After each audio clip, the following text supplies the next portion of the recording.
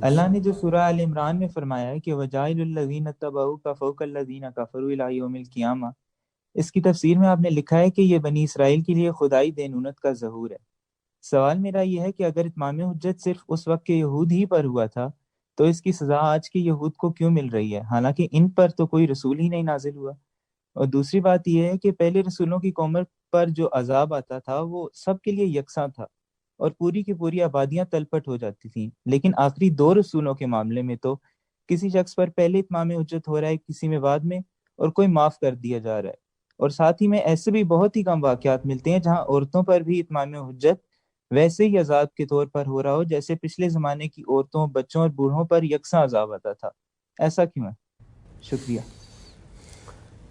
یعنی اللہ تعالیٰ نے اپنے رسول کو بھیجا، رسول کو جب بھیجا تو حجت پوری ہو گئی، اس کے بعد اللہ تعالیٰ عذاب کا فیصلہ کریں گے۔ یہ بالکل ایسے ہی ہے جیسے اللہ تعالیٰ قیامت میں تمام انسانوں کے لیے یہ فیصلہ کریں گے، تو یہاں بھی ساری چیزوں کا لحاظ رکھا جائے گا۔ یعنی جرائم کیا تھے، اتمام حجت ہو گیا، غلطی واضح ہو گئی، لیکن جرائم کیا کیا تھے، جرائم کی نوعیت کے لحاظ سے ہی سزا دی جائے گی۔ تو اللہ تعالیٰ نے دو سزائیں بیان کی ہیں۔ ایک سزا یہ بیان کی ہے کہ جو لوگ مشرک ہیں، یعنی جنہوں نے شرک کو دین کے طور پر اختیار کر لیا ہے، اتمام حجت کے بعد ان کے لیے موت کی سزا ہے اللہ تعالیٰ کی طرف سے۔ اور دوسرے وہ لوگ ہیں کہ جو اللہ کو مانتے ہیں، توحید ہی کے قائل ہیں، لیکن شرک بھی کرتے ہیں۔ اگر آپ ان سے بات کریں تو وہ کہیں گے کہ نہیں، ہم تو کوئی شرک نہیں کرتے۔ جیسے یہود و نصارہ ہیں، اہل کتاب ہیں، وہ اس بات کو ماننے کے لیے تیار نہیں ہے کہ وہ شرک کرتے ہیں۔ تو اس میں اللہ تعالیٰ نے فرق کیا ہے، اور اگر غور کریں تو اسی فرق کو ہمیں بھی ملحوظ رکھنے کی تلقین کی ہے۔ ایک آدمی کا یہ کہنا کہ میں فلاں جرم کر رہا ہوں اور میں اس کو صحیح سمجھتا ہوں، اور ایک آدمی کا جرم کرنا لیکن اس میں تعویل میں مبتلا ہو جانا، غلطی میں مبتلا ہو جانا، تو دونوں میں اللہ نے فرق کیا ہے۔ اور سزائیں بھی دو بیان کی ہیں، اور وہ سزائیں سورہ توبہ میں بیان ہو گئی ہیں۔ اہل کتاب کے لیے یہ سزا ہے کہ ان کو محکومی کے عذاب میں مبتلا کیا جائے گا، اور مشرکین کے لیے یہ کہ ان کے لیے موت کی سزا ہے۔ تو اس میں اللہ تعالیٰ پہلے بھی مہلت دیتے تھے، بعد میں بھی مہلت دیتے رہے، یعنی سب پیغمبروں کی امتوں کو مہلت دی گئی۔ چنانچہ حضرت یونس کی قوم کے بارے میں معلوم ہے، فرعون کے بارے میں معلوم ہے کہ ایک لمبی مہلت، بہت سی تنبیہات، ان میں بار بار مواقع دیے گئے۔ وہ تو اللہ تعالیٰ ایجاز سے بیان کر دیتے ہیں، یعنی پوری قوم نے اس مہلت سے فائدہ نہیں اٹھایا، یا چند لوگوں نے فائدہ اٹھایا۔ تو اس کے بعد حضرت نوح کو دیکھ لیجئے، 950 سال، یعنی یہ آخری پیغمبر کے بارے میں تو 10-12 سال میں فیصلہ ہو گیا۔ تو اللہ تعالیٰ نے بڑی مہلتیں دی ہیں انسان کو، وہ ہمیشہ دیتا ہے۔ اس کے بعد جب سزا کا موقع آ جاتا ہے تو پھر سزا میں یہ فرق کیا ہے کہ اگر تو مشرک ہیں، یعنی دین شرک کو اختیار کیے، مشرک کا مطلب یہ ہے شرک کو جانتے بوجھتے بطور دین اختیار کر لینا، تو پھر ان کے لیے موت کی سزا ہے۔ اور اگر ایسا نہیں ہے تو پھر محکومی کی سزا ہے۔ اب بنی اسرائیل پر آ جائیے، تو بنی اسرائیل رسول اللہ کے زمانے کے ہوں، ان کو بھی موت کی سزا نہیں دی گئی، سورہ توبہ میں بالکل واضح کر دیا ہے۔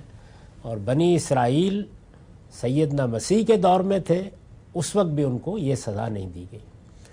اب یہ دیکھیے کہ اس میں حضرت مسیح کا اتمام حجت جن لوگوں کے اوپر ہوا، ان کو انہوں نے صاف صاف طریقے سے متی کی انجیل میں بتا دیا کہ تمہارے لوگوں میں سے کوئی دنیا سے رخصت نہیں ہوگا، اس سے پہلے اللہ کا فیصلہ آ جائے گا۔ اور وہ اللہ کا فیصلہ 70 عیسوی میں آ گیا، یعنی وہ دنیا سے رخصت ہوئے۔ صحیح متعین تاریخ تو معلوم نہیں، لیکن اندازہ ہے کہ 50-56 عیسوی میں رخصت ہوئے، اور 70 میں اللہ تعالیٰ کا فیصلہ آ گیا۔ اور وہ فیصلہ تیتس رومی کے حملے کی صورت میں ہوا۔ میں نے ابھی حال میں اپنی گفتگوؤں میں اس کی تفصیلات بیان کی ہیں۔ بہت سخت سزا دی گئی، اور اس سخت سزا میں یہی تھا کہ حملہ ہوا، مارے گئے، لوٹے گئے، ان کا سب کچھ برباد ہو گیا، اسیر بنا کے وہاں سے نکال لیے گئے، یعنی وہی محکومی کا ایک عذاب ان کے اوپر مسلط ہو گیا۔ تو جو لوگ اس وقت موجود تھے، یہ ان کی سزا تھی، پوری دے دی گئی، معاملہ ختم ہوا۔ اب ایک دوسرے پہلو کی طرف آئیے، یعنی اللہ تعالیٰ نے سزا دی اور ایمان والوں کو نجات دے دی۔ یہ وہی لوگ تھے جن پر اتمام حجت کیا گیا تھا، جن پر یہ بات واضح کی گئی تھی، یعنی اس دور کے لوگ، ان کا قضیہ ختم ہو گیا، قانون کا معمول کا اطلاق کر دیا گیا ان کے اوپر کہ محکومی کی سزا ہے تمہارے لیے، اور یہ نافذ ہو گئی ہے، اور ایمان والے جو بالکل مٹھی بھر تھے وہ نجات پا گئے، جیسے حضرت صالح کے ساتھی نکل گئے، جس طرح کہ حضرت نوح کے ساتھی ایک کشتی میں سوار ہو کے پار ہو گئے۔ تو اللہ کا قانون رسولوں کے بارے میں یہ ہے کہ ایمان والوں کو نجات مل جاتی ہے، اور جو منکرین ہیں ان پر عذاب کا تازیانہ برستا ہے۔ عذاب کی دو صورتیں ہیں، یعنی موت کی سزا یا پھر محکومی کی سزا، تو یہی دی گئی ان کو، اور بہت عبرتناک طریقے سے یہ سزا انہیں ملی۔ یہ معاملہ ختم ہو گیا، یعنی رسولوں کے اتمام حجت سے متعلق جو قانون ہے وہ پورا کا پورا نافذ ہو گیا، اس میں کوئی کمی نہیں رہ گئی۔ اب بنی اسرائیل کی ایک خصوصی حیثیت، یعنی بنی اسرائیل دنیا کی عام قوموں میں سے ایک قوم نہیں ہے، ان کو اللہ تعالیٰ نے انتخاب کیا دنیا کی تمام قوموں میں سے اپنے دین کی دعوت کے لیے۔ وہ ایسا ہی انتخاب تھا جس طرح کا انتخاب اللہ اپنے نبیوں کا کرتا ہے۔ چنانچہ دیکھیے بالکل انہی الفاظ میں بیان کیا ہے، سورہ آل عمران میں بیان کیا ہے کہ ان اللہ اصطفیٰ آدم و نوحً و آل ابراہیم و آل عمران علی العالمین، میں نے دنیا کی تمام قوموں میں سے سب پر ترجیح دے کر جس طرح آدم اور نوح کا پیغمبری کے لیے انتخاب کیا تھا، ایسے ہی آل ابراہیم کا انتخاب کیا۔